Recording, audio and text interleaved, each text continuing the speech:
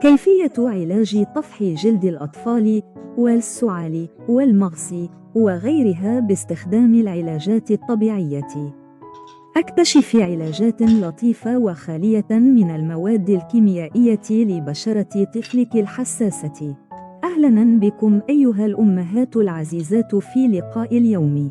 لماذا تعد العلاجات الطبيعية مهمة للعناية ببشرة طفلك؟ بشرة الأطفال حساسة للغاية وتحتاج إلى عناية فائقة. تحتوي العديد من المنتجات التجارية على مواد كيميائية وعطور قد تهيج البشرة أو تسبب ردود فعل تحسسية. لماذا عليك اختيار العلاجات الطبيعية؟ تخفف العلاجات الطبيعية من انزعاج طفلك بأمان وتقلل من تعرضه للمواد الكيميائية الضارة. نصائح سلامة مهمة يجب مراعاتها. كيف يجب استخدام العلاجات الطبيعية بأمان؟ اختبري أي منتج دائماً على منطقة صغيرة من الجلد قبل استخدامه. استشيري طبيب الأطفال قبل تجربة علاجات جديدة خاصة للأطفال دون سن 6 أشهر.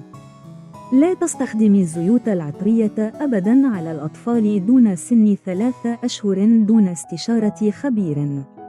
1. مشكلة طفح الحفاضات. ما الذي يساعد على تهدئة طفح الحفاضات بشكل طبيعي؟ معجون كريمي مصنوع من دقيق الشوفان وزيت جوز الهند يساعد على تهدئة تهيج الجلد. كيفية تحضيره واستخدامه؟ اخلطي ملعقة كبيرة من دقيق الشوفان المطحون ناعماً مع ملعقة كبيرة من زيت جوز الهند حتى يصبح المزيج كريمياً. ضعيه برفق على الطفح الجلدي بعد تغيير حفاض طفلك، واتركه لمدة 5 إلى 10 دقائق ثم امسحيه. كرري العملية 2 إلى 3 مرات يومياً. يهدئ دقيق الشوفان التهيج بينما يرطب زيت جوز الهند البشرة ويحارب البكتيريا. 2. تخفيف المغص. ما هو العلاج الطبيعي الذي يخفف مغص طفلك وغازاته؟ كمادات شاي البابونج الدافئة عملية وسهلة. كيفية تحضيره واستخدامه؟ انقعي كيس شاي البابونج في ماء مغلي ثم اتركيه يبرد. اغمسي قطعة قماش ناعمة في الشاي وضعيها برفق على بطن طفلك لمدة 5 دقائق مع التدليك في اتجاه عقارب الساعة. يريح البابونج العضلات ويخفف من اضطرابات الجهاز الهضمي. 3. تخفيف آلام التسنين. ما الذي يمكن أن يخفف ألم التسنين لدى طفلك طبيعياً؟ شريحة موز مجمدة أو منشفة نظيفة مجمدة علاجان جيدان. كيف تستخدمينهما؟ جمدي شرائح الموز أو منشفة نظيفة ودعي طفلك يمضغها تحت إشرافك. يساعد البرد على تقليل الالتهاب وتهدئة اللثة.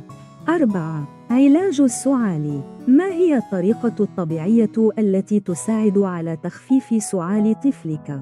حمام البخار الممزوج بمرهم زيت الزيتون والزنجبيل فعال. كيف تفعلين ذلك؟ افتحي دشاً ساخناً لملء الحمام بالبخار.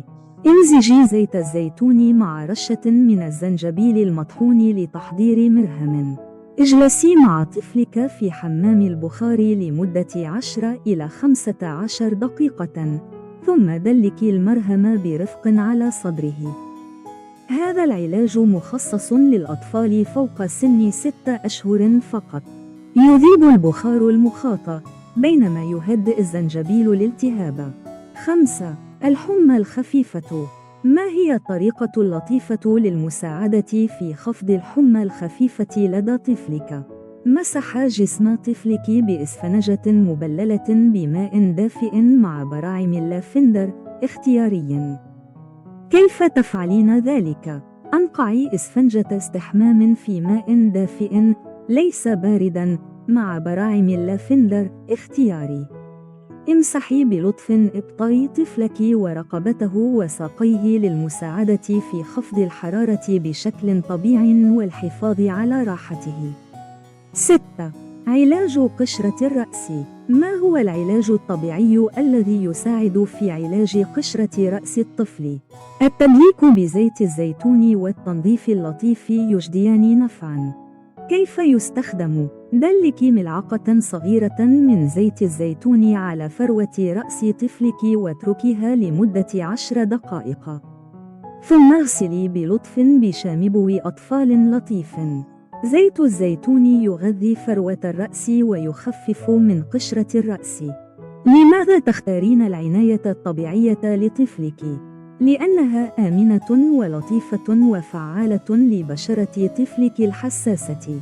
شكراً لمشاهدتك. دعمك مهم جداً. اشتركي في القناة واتركي تعليقاً. يسعدنا سماع رأيك.